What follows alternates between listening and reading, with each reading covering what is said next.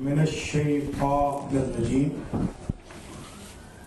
بسم اللہ الرحمن الرحیم الحمد للہ رب العالمین بارئ الخلائق اجمعین والعاقبۃ لأہل التقوی والیقین الصلاۃ والسلام علی سید الانبیاء والمرسلین سیدنا و مولانا ابی القاسم محمد ثم الصلاۃ والسلام علی اہل بیتہ الطیبین الطاہرین المعصومین اما بعد فقد قال اللہ سبحانہ وتعالی واستعینوا بالصبر والصلاۃ۔ مومنین کرام، آج خطبے کا عنوان ہے اہمیت نماز۔ چند ہفتے انشاءاللہ ہم گفتگو کریں گے نماز کے بارے میں۔ سب سے پہلے تو یہ سمجھ لیجئے کہ پورے قرآن مجید میں 100 مرتبہ تو 100 سے زیادہ مرتبہ تو لفظ نماز کے ذریعے تذکرہ آیا ہے، اور 700 مرتبہ ٹوٹل نماز کا ذکر قرآن میں موجود ہے۔ 700 مرتبہ اہمیت نماز پہ قرآن نے گفتگو فرمائی۔ ایک سنٹینس جو تھوڑے سے ڈفرنس کے ساتھ ریپیٹ ہوا ہے وہ ہے استعینوا بالصبر والصلاۃ۔ ایک جگہ کہا یا ایھا الذین آمنوا استعینوا بالصبر والصلاۃ، اور ایک جگہ فرمایا واستعینوا بالصبر والصلاۃ، اور مدد طلب کرو نماز صبر سے یعنی روزے سے، پیشنس سے اور نماز سے۔ اے ایمان والو، مدد طلب کرو صبر سے اور نماز سے۔ ارشاد ہوتا ہے ان الصلاۃ تنہا عن الفحشاء والمنکر۔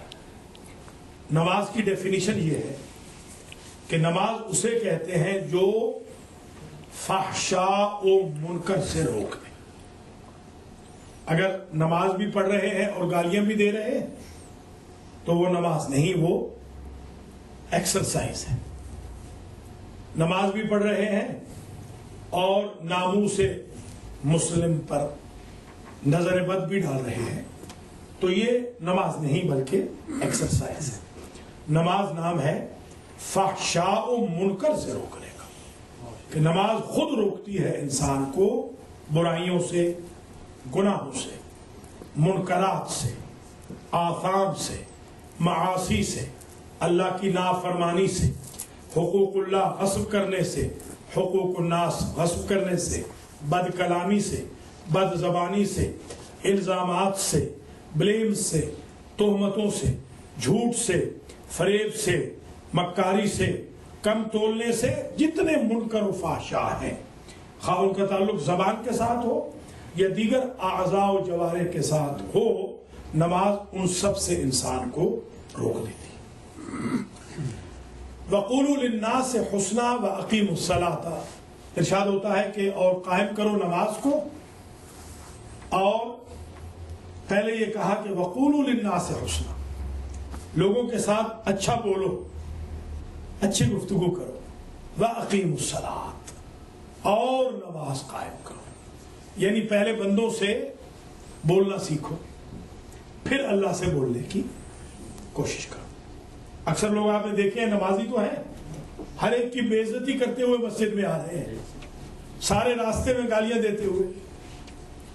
تو یہ پہلے آپ بندوں سے بولنا سیکھیں، پھر رب سے بولیں۔ ان الصلاۃ کانت علی المؤمنین کتابا موقوتا۔ ارشاد ہوتا ہے کہ نماز جو فرض کی گئی ہے بیسیکلی وہ ٹائم پہ فرض کی گئی، یعنی آپ نے ظہر کے وقت فجر نہیں پڑھی، عشاء کے وقت عصر نہیں پڑھی۔ ٹائم کی پابندی کا خیال رکھیں۔ عموماً دیکھا گیا ہے کہ نماز میں ایسا ڈھیلا ڈھالا ایٹیٹیوڈ ہوتا ہے کہ بندوں کے سامنے جانا ہے تو کپڑے استری ہوں، خوشبوئیں لگی ہوئی ہوں، اور اللہ کے سامنے جانا ہے تو بنیان میں ہی نماز پڑھ لیں گے، یہ بہت غلط طریقہ ہے۔ حالانکہ چاہیے تو یہ کہ اللہ کے سامنے آپ زبردست استری ہوئے کپڑے پہن کے جائیں، بندوں سے بھی اچھے۔ یا بنی آدم خذوا زینتکم عند کل مسجد، مسجد میں آ رہے ہیں اے بنی آدم تو زینت کے ساتھ آئیے، ڈیکوریٹ بن ٹھن کے آئیے، ایک دم نہا دھو کے، خوشبو لگا کے، پاؤڈر کریم لگا کے، جو بھی کاسمیٹکس کے طریقے ہو سکتے ہیں۔ اللہ کے پاس آ رہے ہیں تو ایسے تھوڑی کہ بندوں کے پاس آدمی بغیر منہ دھوئے نہیں جاتا، تو اللہ کے پاس ایسے منہ لٹکائے ہوئے تھوڑی آ جائے گے۔ یہ ایٹیکیٹس ہیں نماز کے۔ یہ جو وضو ہے خود دراصل یہی ہے کہ جس طرح بندوں کے سامنے آپ منہ دھو کے جاتے ہیں، اللہ بھی چاہتا ہے کہ جب میرے دربار میں آؤ تو تمہارا ہاتھ منہ دھلا ہوا ہونا چاہیے۔ اسی لیے یہ ماؤتھ واش بھی ہے جو 3 مرتبہ مزمزہ ہے، سنت ہے، قلی یا ناک میں پانی ڈالنا ہے۔ دراصل یہ ہے کہ منہ سے بدبو نہ آئے، ناک سے بدبو نہ آئے۔ یہ سب ایٹیکیٹس ہیں نماز کے، جیسے وضو کو شرط نماز قرار دیا گیا۔ الطہور شطر الایمان، خود پاکیزگی بھی شرط نماز ہے، خود پاک رہنا۔ الطہارت نصف الایمان کہا، طہارت نصف ایمان ہے، تو الطہور شطر الایمان، پاک رہنا ایمان کی شرط ہے، شرط ایمان۔ اسی طرح وضو شرط نماز ہے۔ نماز کے بارے میں ایک غلط فہمی ذرا آج دور کر لیجیے۔ عموماً یہ سمجھا جاتا ہے کہ جب ٹائم لگے تو نماز پڑھو، ٹائم نہیں ہے تو نماز چھوڑو۔ ایسے نہیں ہے۔ نماز کے احکام اتنے سخت ہیں کہ اگر کوئی شخص ڈوب رہا ہو اور ہوش میں ہو، وہ غوطے کھا رہا ہے، اس کے منہ ناک میں پانی جا چکا ہے، پیٹ میں پانی پہنچ چکا ہے، سانس اس کی اکھڑ رہی ہے، مگر اسے ہوش ہے، تو اگر نماز کا وقت ہو گیا اور اس نے اللہ اکبر نہ کہا تو قیامت کے دن بے نمازوں میں شمار ہو۔ جی ہاں، ہمارے ہاں بالکل اس کو ایزی لے لیا جاتا ہے۔ ارے حضور شادی ہے تو شادی میں کہے گی نماز۔ سب سے زیادہ قتل شادیوں میں ہوتا ہے نماز کا۔ بلکہ جب سوال کیا گیا سرکار سے کہ آپ اپنے بیٹے حجت ابن الحسن کی غیبت سے ظہور کی علامات بیان کریں، تو آپ نے پہلی علامت یہ بیان کی، اذا امات الناس الصلاۃ، جب لوگ نماز کے قاتل بن جائیں تو سمجھو ہمارا بیٹا آ رہا۔ آج نماز کے قاتل، جیسے سب سے زیادہ میں نے دیکھا ہے 500 کے مجمع میں اگر 5 آدمی مل جائیں نماز پڑھنے والے تو بہت بڑے لکی ہیں آپ۔ 5 آدمی نہیں ملتے۔ یہ ریشو ہے نماز کی۔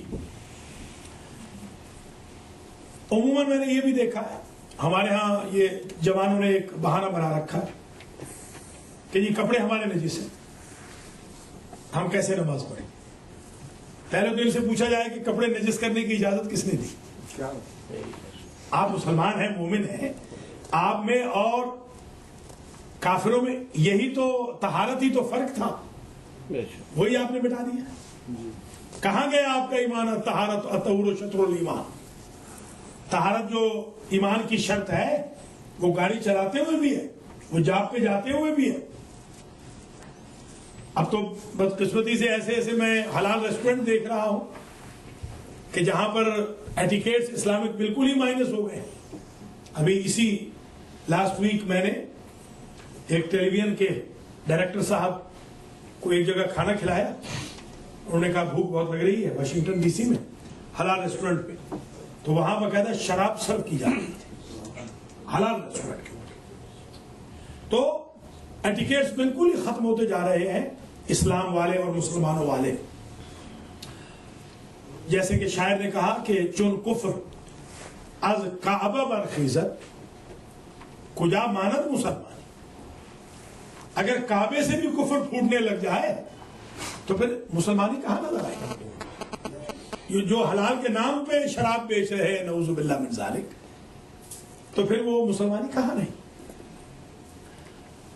قرآن کہتا ہے حافظوا علی الصلوات والصلاۃ الوسطیٰ، نماز پر سیکیورٹی گارڈ بنو، نماز کے چوری ہونے کا خطرہ ہے۔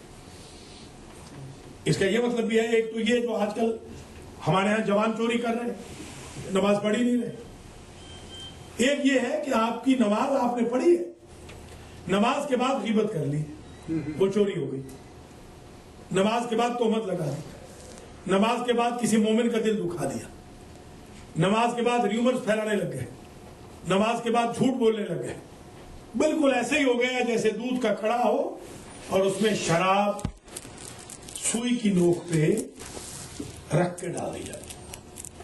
یہ نماز ایسی باتیں ہو۔ حافظوا علی الصلوات، یہ ہے نمازوں کے سیکیورٹی گارڈ بنو، نماز تمہارے ہاتھ سے چوری نہ ہو جائے، بڑی مشکل سے نماز پڑھتے ہو، کہیں یہ چوری نہ ہو جائے ایک چھوٹے سے گناہ کی وجہ سے، تعدی کی وجہ سے، ظلم کی وجہ سے۔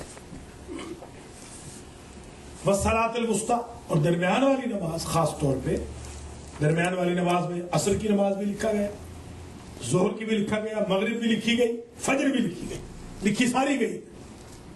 عموماً میں سمجھتا ہوں کہ جو عصر والی نماز کا زیادہ لوگوں میں اظہار ہوتا تھا، آج کل امریکہ میں سمجھتا ہوں کہ یہ فجر والی نماز ہے جو عموماً ہی مس ہو رہی ہے، سب سے زیادہ مظلوم اور سب سے زیادہ غریب۔ ایک جگہ میں تقریر کرنے گیا تو ہمارے جو بانی صاحب تھے انہوں نے ہمارا جہاں پر قیام رکھا تھا وہاں پر اگر لائٹ ہم جلاتے تھے تو ان کو پتہ چل جاتا تھا کہ بھائی مولانا کے کمرے کی لائٹ جلی یا نہیں جلی۔ تو مجھے انہوں نے فرمایا کہ مولانا آپ بڑے فجر کی نماز کے پابند ہیں۔ میں نے کہا بھائی اصل میں بھی مظلوم ہوں اور فجر بھی مظلوم ہے، تو مظلوم سے دوستی کر رہا ہے۔ جی تو ہو تو یہی رہا ہے عموماً۔ پھر یہ بھی اسلام کی آفاقیت دیکھیے، قرآن کی یونیورسلٹی دیکھیے۔ یا ایھا الذین آمنوا لا تقربوا الصلاۃ وانتم سکارى، اے ایمان والو، اب دیکھیے بات ہو رہی ہے شراب کی، ذرا غور کیجیے، اور حکم ہو رہا ہے ایمان والو، اے ایمان والو نماز کے قریب نہ جاؤ اس حال میں جب تم نے شراب پی رکھی ہو۔ اس کا مطلب یہ ہے کہ قرآن کو پتا ہے نا، اللہ کو پتا ہے، اسلام کو پتا ہے، حضور جانتے ہیں کہ آخری زمانے میں جو ایمان والے ہوں گے وہ شراب پی کے بھی نمازیں پڑھیں گے۔